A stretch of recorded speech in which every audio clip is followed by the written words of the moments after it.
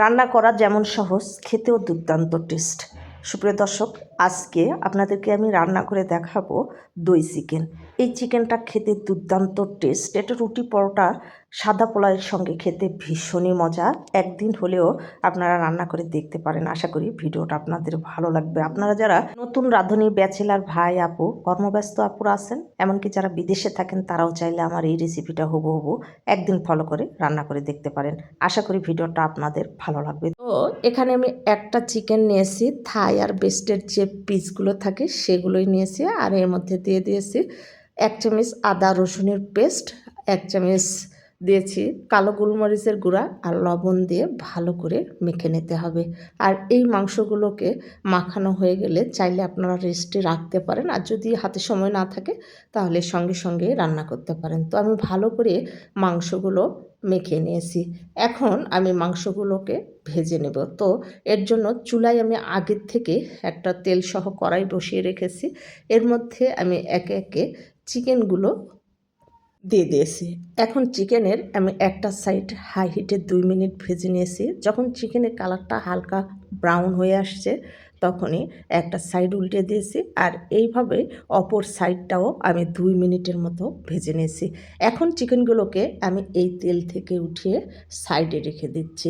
আর এই চিকেনগুলো বেশি ড্রাই করে ভাজবেন না, তাহলে কিন্তু খেতে ভালো লাগবে না। তো একই কড়াই আমি রান্না করব। তো এই তেলের মধ্যে আমি দিয়ে দিচ্ছি গরম মশলা, একটা তেজপাতা, আর 5-6টা ছোটো এলাচ। অন্য আর কোনো মশলার প্রয়োজন নাই, খুবই সামান্য মশলা লাগে। মশলাটাকে নেড়ে চেড়ে যখন সুন্দর একটা ফ্লেভার বের হয়ে আসছে, সেই পর্যায়ে অ্যাড করে দিয়েছি 1 মুঠো পরিমাণ পেঁয়াজ কুচি আর 5-6টা কাঁচামরিচ ব্লেন্ডারে পানি দিয়ে ব্লেন্ড করে নিয়েছি। আর সেই সাথে অ্যাড করে দিয়েছি 1 টেবিল চামচ আদা রসুনের পেস্ট দিয়ে নেড়ে চেড়ে মিশিয়ে নিয়ে অ্যাড করে দিচ্ছি ছোটো চামচের 1 চামচ মৌরি বা মিষ্টি জিরা, আর হাফ চামচ দিচ্ছি গরম মশলার গুঁড়া, আর সামান্য একটু লবণ দিয়ে মশলাটাকে ভুনা ভুনা করে নিয়েছি। যখন মশলাটা তেল ছেড়ে দিয়েছে সে পর্যায়ে অ্যাড করে দিতে হবে বাদাম পেস্ট। এখানে কাজু বাদাম, কাঠবাদাম আর চীনা বাদাম, 3টা বাদাম একসঙ্গে আমি পানি দিয়ে ব্লেন্ড করে নিয়েছি।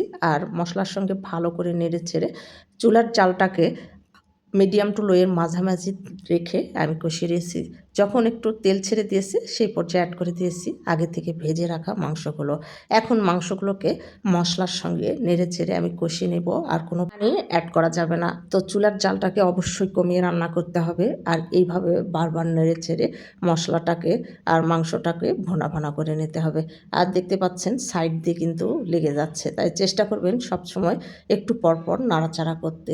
তো আমি দেখেন বেশ কিছুক্ষণ ধরে এইভাবেই কষিয়ে নিয়েছি। এখন ঢাকনা দিয়ে ঢেকে আমি চুলার জালটাকে একেবারে লোতে রেখে রান্না করে নিয়েছি প্রায় 5 মিনিটের মতো। ঢাকনা খুলে আবারও নেড়ে ছেড়ে মিশিয়ে নিয়েছি। এখন এই পর্যায়ে অ্যাড করে দিতে হবে টক দই, আর টক দইটাকে অবশ্যই ফেটিয়ে নিতে হবে। তো আমি নেড়ে ছেড়ে ভালো করে মিশিয়ে নিয়েছি, আর দইটাকে আমি ফেটিয়ে নিয়েছি। এখন দইটা আমি চিকেনের সঙ্গে অ্যাড করে দিয়েছি, আর নেড়ে ছেড়ে কিছুক্ষণ আমি মাংসের সঙ্গে মিশিয়ে নেব আর একটুখানি কষিয়ে নেব। তো দেখেন আমি ভালো করে মাংসের সঙ্গে মিশিয়ে নিয়েছি। এখন আমি এই চিকেনটাকে ঢাকনা দিয়ে ঢেকে রান্না করে নেব আরও 3 থেকে 4 মিনিটের মতো।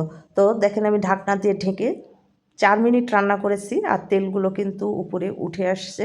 এখন আবারও নেড়ে চেড়ে ভালো করে মিশিয়ে নিয়েছি, আর চুলার জালটাকে আমি লোতে রেখেছি। এখন এই পর্যায়ে অ্যাড করে দিচ্ছি 1 চামচের কম ভাজা জিরার গুঁড়া, আর দিয়েছি ধনিয়া পাতা কুচি।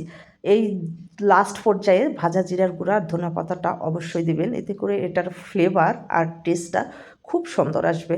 তো নেড়ে ছেড়ে মিশিয়ে নিয়েছি। এখন আমার রান্নাটা কিন্তু কমপ্লিট হয়ে গেছে। তো আমি এখন সার্ভিং ডিশে সার্ভ করে আপনাদেরকে দেখাচ্ছি। দেখেন কতটা সুন্দর হয়েছে। এটা খেতে যেমনই সুন্দর, দেখতেও তেমনই লোভনীয়। একদিন হলেও আপনারা এইভাবে বাসায় ট্রাই করবেন, আর ট্রাই করলে কমেন্টে জানাতে একদমই ভুলবেন না। এইরকম মজার মজার সহজ আর নিত্য নতুন রেসিপিগুলো পেতে আমার চ্যানেল সাবস্ক্রাইব করে পাশে থাকা বেল আইকনটা ক্লিক করে রাখবেন, যেন নতুন কোনো ভিডিও ছাড়ার সঙ্গে সঙ্গে নোটিফিকেশান সবার আগে আপনার কাছে পৌঁছে যায়। আর যারা ফেসবুক থেকে দেখবেন, প্লিজ ফেসবুক পেজটাকে ফলো দিবেন, লাইক কমেন্ট শেয়ার করে আমার পাশে থাকবেন। ভালো থাকবেন সবাই, দেখা হবে পরবর্তী ভিডিওতে। আল্লাহ হাফেজ।